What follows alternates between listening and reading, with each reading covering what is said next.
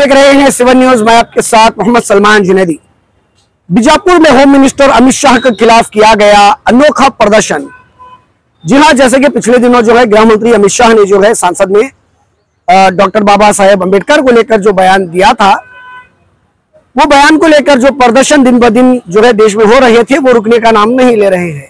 देश में अमित शाह के कहे बयान को लेकर जो विवाद चल रहा है, जो बवाल मचा हुआ है, वो अभी भी जो है थमने का नाम नहीं ले रहा है।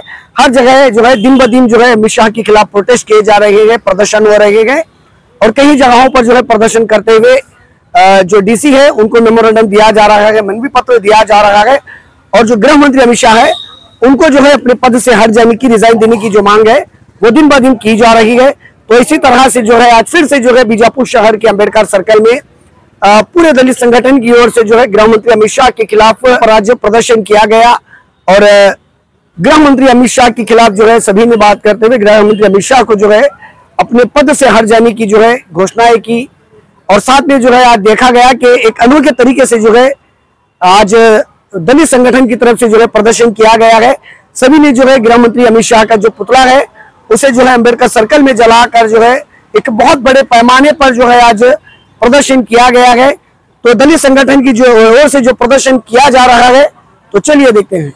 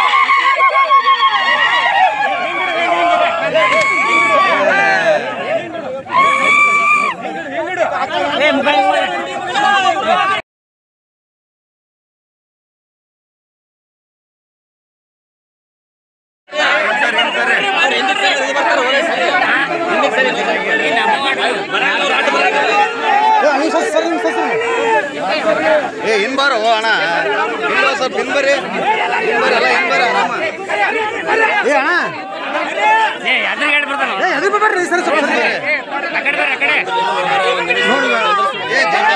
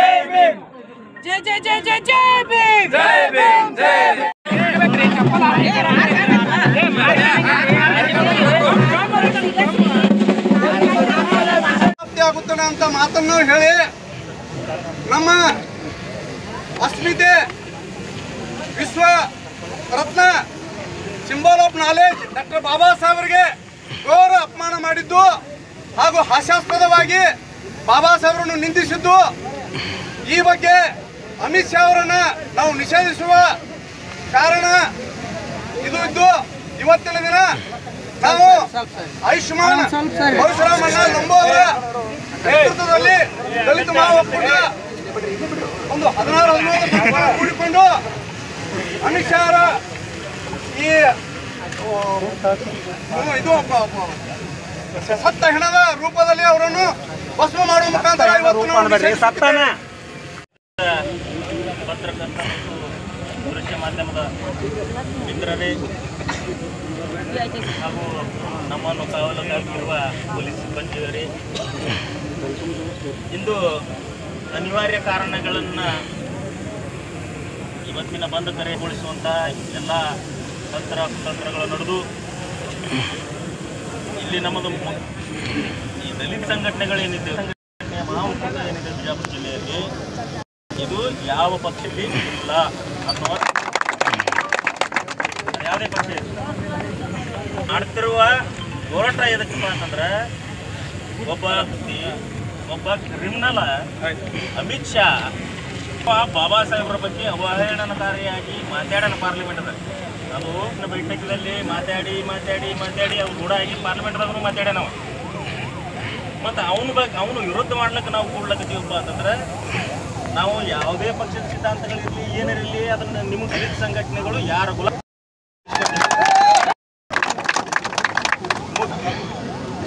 ಇಲ್ಲಿ ಏನಪ್ಪ ಅಂದ್ರೆ ಬಾಬಾ ಸಾಹೇಬ್ರ ಬಗ್ಗೆ ಯಾರು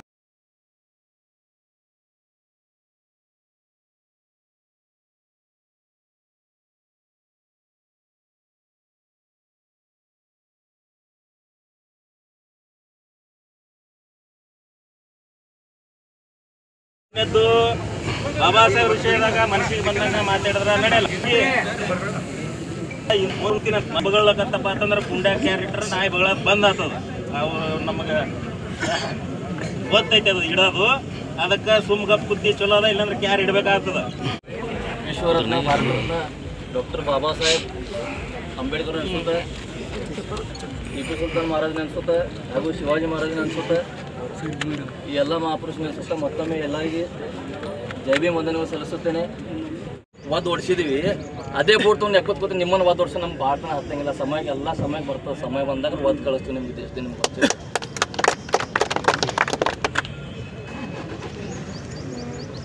ಏನು ಕೆಲವೊಬ್ರು ಬಾಬಾ ಸಾಹೇಬ್ ಮುಂದಿಟ್ಕಿಸಿ ರಾಜಕೀಯ ಮಾಡತ್ತಾರೆ, ಅದು ಮಾಡಕ್ಕೆ ಹೋಗ್ಬೇಡ್ರಿ. ಇಲ್ಲಿ ಇದ್ದಂಥವ್ರು ಪಕ್ಕ ಬಾಬಾ ಸಾಹೇಬ್ ಹುಟ್ಟರೋದ್ರಿ. ಇಲ್ಲಿ ಯಾರು ರಾಜಕೀಯ ಪಕ್ಷ ಗುಲಾಮರು ಅಲ್ಲ ಅಂತ ನಿಮ್ಗೆ ಗೊತ್ತಿದೆ. ಆಲ್ರೆಡಿ ಮಾಮ ಹೇಳಿಬಿಟ್ಟಿದ್ದಾನೆ. 4 ಮಂದಿ ಇರ್ಲಾಕ 8 ಮಂದಿ ಇರ್ಲಾಕ ಇವತ್ತು ಬಿಜಾಪುರದಾಗ ಏನು ನಾವು ತಾಕತ್ ತೋರಿಸೋದು ನಿಮ್ಗೆ ಗೊತ್ತಿರಲಿ. ಇನ್ಮೇಲೆ ನಿಮ್ಗೆ ನಿದ್ದೆ ಮಾಸ್ನ ಕೊಡಂಗಿಲ್ಲ, ಅದನ್ನು ಗೊತ್ತಿರಲಿ. ಮುಂದೆ ಬರುವ ದಿನದಲ್ಲಿ ಇವನಿಗೆ ಏನಾರ ಅರೆಸ್ಟ್ ಮಾಡಿಲ್ಲಪ್ಪ ಅಂದ್ರೆ ಇವ ಏನು ರಾಜೀನಾಮೆ ಕೊಡ್ಲಿಕ್ಕಂದ್ರೆ ಬಿಜಾಪುರ ಜಿಲ್ಲೆಯದ ಯಾವರ ಲೀಡರ್ ಬರಲಿ, ಯಾವರೇ ಮಿನಿಸ್ಟರ್ ಬರಲಿ, ಅಣ್ಣನ ನೇತೃತ್ವದ ಅವನಿಗೆ ಹೇರೋ ಮಾಡೋ ಕೆಲಸ ನಾವು ಎಲ್ಲರೂ ಮಾಡ್ತೀವಿ ಅಂತ ನಾ ಹೇಳ್ತೇನೆ. ಬರೀ ಹೇರೋ ಅಷ್ಟೇ ಮಾಡಂಗಿಲ್ಲ.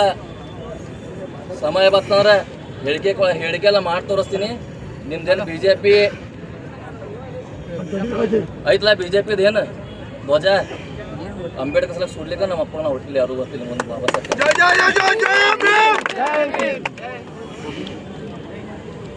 ನೀವು ಎಲ್ಲರಿಗೂ ಒಂದು ಎಚ್ಚರಿಕೆ ಕೊಡತ್ತೀನಿ. ಪದೇ ಹೇಳ್ತೀವಿ, ನಾವು ಎಲ್ಲರೂ ಹೇಳ್ತೀವಿ. ಸಂವಿಧಾನ ಅದ ಅಂತೇಳಿ ನೀವು ಉಳಿಲಾಕತ್ತೀರಿ ಮಕ್ಕಳೇ. ಸಮಯ ಬರ್ತೇಳಿ ಕಣ್ಣು ಹಿಡಿತೀವಿ. ಶಿವಾಜಿ ಮಹಾರಾಜ್, ಟಿಪ್ಪು ಸುಲ್ತಾನ್ ಮಹಾರಾಜ್ ಹಲವಾರು ಹಿಡಿತೀವಿ, ಅದನ್ನು ಗೊತ್ತಿಲ್ಲ ನಿಮಗೆ. ಇವತ್ತು ಎಷ್ಟೋ ಮಂದಿ ನಮ್ಮ ರಾಜಕೀಯ ಬರೀ ಯೂಸ್ ಮಾಡ್ಕೊಳತ್ತಾರ. ಇವ್ರು ಬೈದ್ರೆ ಇವ್ರು ಯೂಸ್ ಮಾಡ್ಕೊತಾರೆ, ಅವ್ರು ಬೈ ಇವ್ರು ಯೂಸ್ ಮಾಡ್ಕೊಳತ್ತಾರೆ. ಬರೀ ಬಾಬಾ ಸಾಹೇಬ್ ಯೂಸ್ ಮಾಡ್ಕೊಳತ್ತಾರೆ ಅಷ್ಟೇ. ಇವತ್ತಿದೆ ಅಮಿತ್ ಶಾ ಏನೋ ಗುಜರಾತಾಗ ವ್ಯಾಪಸ್ತಿದ್ದವ. ಇವಾಗ ಸೂಟ್ ಹಾಕೋತಾನೆ, ಬೂಟ್ ಹಾಕೋತಾನೆ, ಚಸ್ಮಾ ಹಾಕೋತಾನೆ, ಬಟ್ಟೆ ಹಾಕೋತಾನೆ. ಬಾಬಾ ಸಾಹೇಬ್ ಒಮ್ಮೆ ಕಾರಣ, ಯಾವನು ಕಾರಣ ನಿಮ್ಗೆ ಗೊತ್ತಿಲ್ಲ. ಏನಾರ ನಿನಗೆ ಡೌಟ್ ಇತ್ತಪ್ಪ ಅಂದ್ರೆ ಬಾಬಾ ಸಾಹೇಬ್ ಬಗ್ಗೆ ಮಗನೇ ನಿಮ್ಮ ದೇವ್ರ ಕೂತ್ಕೊಂಡು ಅಯೋಧ್ಯೆದಾಗ ರಾಮ ಅವನಿಗೆ ಹೋಗಿ ಕೇಳ, ಅವನಿಗೆ ನ್ಯಾಯ ಸಿಕ್ಕಿದ್ದು ಬಾಬಾ ಸಾಹೇಬ್ ಸಂವಿಧಾನ ನಿಮ್ಗೆ ಗೊತ್ತಿಲ್ಲ ಮಕ್ಕಳೇ.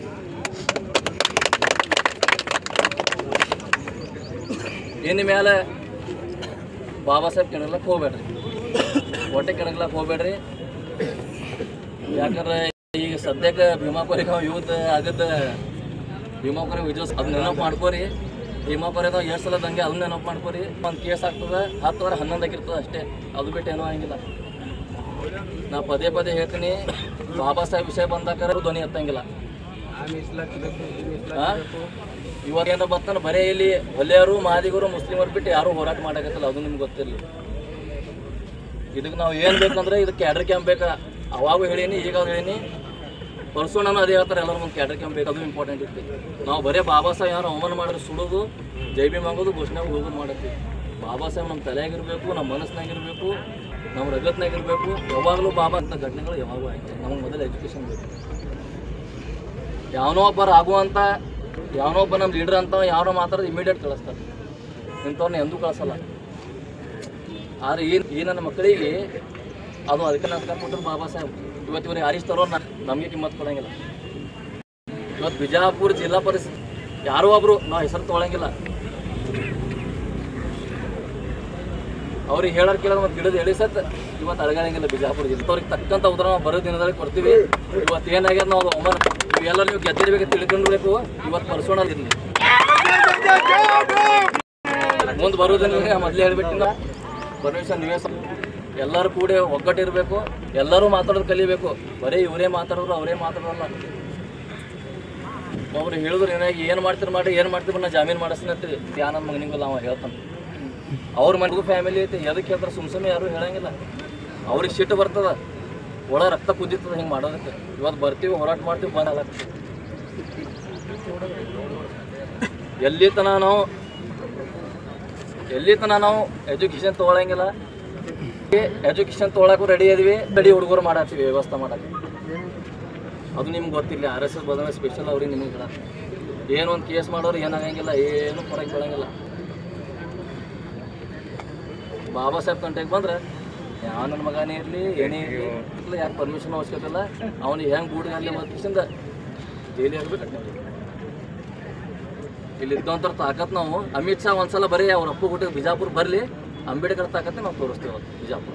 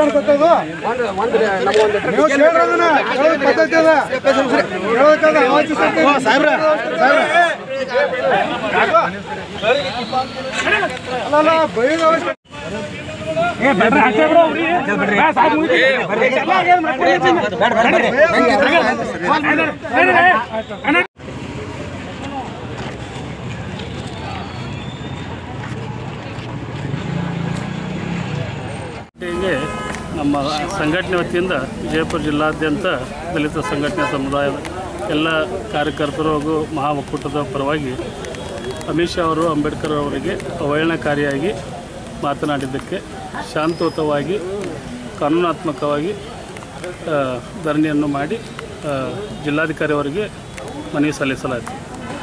ಈ ಕುರಿತು ಜಿಲ್ಲಾ ಪೊಲೀಸ್ ವರಿಷ್ಠಾಧಿಕಾರಿಗಳು, ಜಿಲ್ಲಾಡಳಿತಕ್ಕೂ ಹಾಗೂ ಬಸವನಾಡಿನ ಸಮಸ್ತ ಜನತೆಗೂ ಎಲ್ಲರಿಗೂ ಮನಸ್ಪೂರ್ವಕ ಧನ್ಯವಾದ.